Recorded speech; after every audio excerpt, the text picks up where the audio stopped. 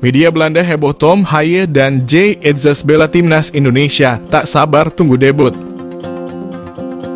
Tom Haaien dan Jay Itzes akan segera tersedia untuk membela timnas Indonesia. Haaien sudah melewati tes kesehatan dan wawancara dengan Badan Intelijen Negara. Proses yang akan dilalui masih cukup panjang dan akan selesai pada tahun depan. Sementara itu, Jay sudah melakukan sumpah WNI pada Kamis lalu.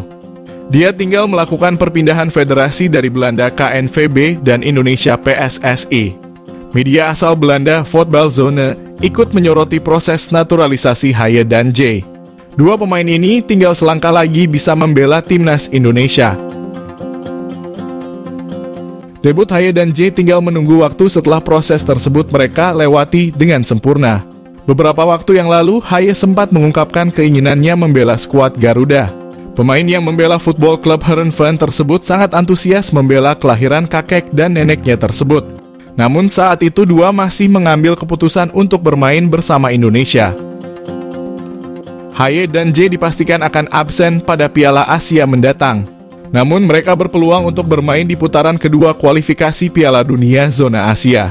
Shin Tae-yong tentu akan menyambut dengan tangan terbuka saat kedua pemain tersebut bisa merapat ke skuad Garuda. Jay Itzes merasa terhormat bisa bela timnas Indonesia. Jay Itzes resmi menjadi warga negara Indonesia dan segera bisa membela timnas Indonesia. Langkah itu diambil pemain berusia 23 tahun itu untuk meneruskan kehormatan sang leluhur. Pemain asal klub Venezia itu sudah punya paspor dan KTP Indonesia. Namun untuk bisa bermain membela timnas Indonesia, Jay Itzes harus lebih dulu pindah asosiasi dari KNVB Belanda ke PSSI. Menjaga jejak leluhur. Jay Itzes lahir di Belanda, namun dia punya darah Indonesia dari garis ibu. Pemain kelahiran 2 Juni tahun 2000 itu mengakui bahwa mengikuti jejak leluhur adalah sebuah kehormatan. Dalam sebuah wawancara, Jay Itzes pernah mengungkapkan bahwa kakek dan neneknya berasal dari Semarang.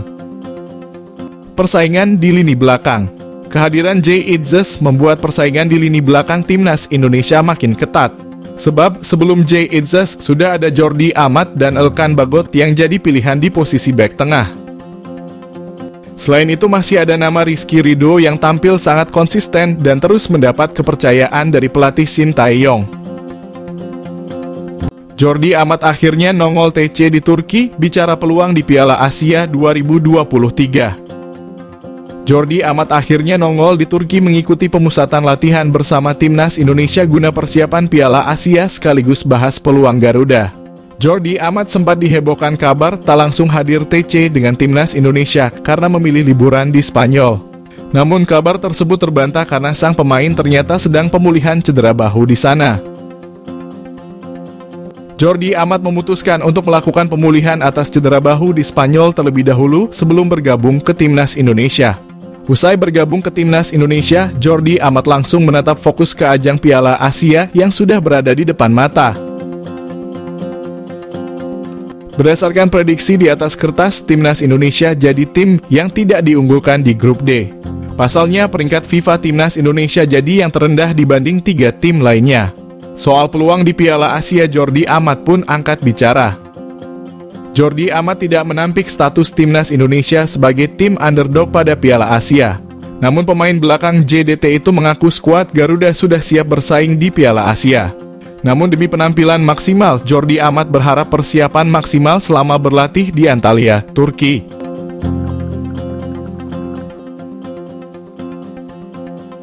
Kemampuan spesial Justin Hubner bisa bantu timnas Indonesia. Justin Hubner bisa jadi pemain krusial timnas Indonesia di Piala Asia.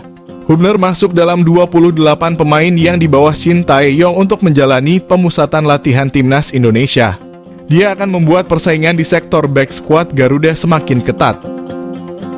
Mengisi sektor back tengah ada 3 pemain yang akan memperebutkan posisi utama di tim. Pemain tersebut adalah Jordi Amat, Elkan Bagot, dan Wahyu Prasetyo. Bicara tentang pengalaman, Justin Hubner memang belum bermain di tim senior. Saat ini statusnya merupakan pemain Wolverhampton Wanderers U21. Sementara Jordi, Elkan, dan Wahyu sudah masuk tim utama. Namun Sintayong dipastikan sudah memiliki analisa untuk Hubner yang baru akan mencatatkan caps perdananya di skuad Garuda.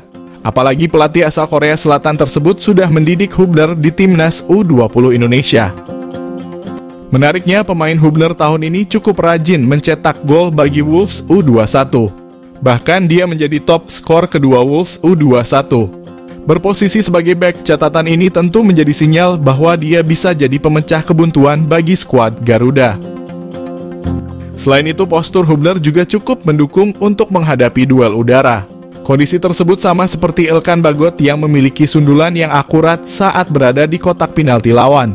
Hubner bahkan lebih tajam dari penyerang yang dibawa Shin Tae-yong ke TC skuad Garuda. Namun tentu tugas utama Hubner di skuad Garuda adalah bisa cepat beradaptasi dengan tim. Apalagi dia adalah nama baru yang merapat ke timnas dan 3 laga uji coba jelang Piala Asia nanti jadi ajang bagi dirinya untuk membuktikan kualitasnya. Tren positif sepanjang 2023, timnas Indonesia masuk 5 besar negara Asia paling melesat di ranking FIFA. Timnas Indonesia masuk 5 besar negara zona Asia atau AFC yang perolehan poinnya naik secara signifikan di ranking FIFA sepanjang tahun 2023. Dikutip dari laman resmi FIFA, Timnas Indonesia menambah 30,11 poin sepanjang 2023. Di zona Asia, kenaikan peringkat tertinggi diraih Malaysia yang naik 15 peringkat. Di peringkat kedua ditempati Kuwait, lalu di peringkat ketiga dan keempat ditempati Uzbekistan dan Bangladesh. Indonesia berada di peringkat kelima dengan selisih poin tipis. Terhitung pada April, tim Garuda berada di peringkat ke-149 FIFA dan menutup dengan naik 3 peringkat, yaitu ke-146.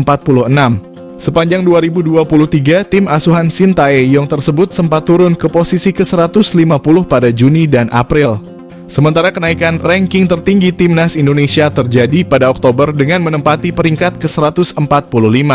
Pada 2024, timnas Indonesia berpeluang besar menambah poin melalui penyelenggaraan Piala Asia, Qatar, dan kualifikasi Piala Dunia.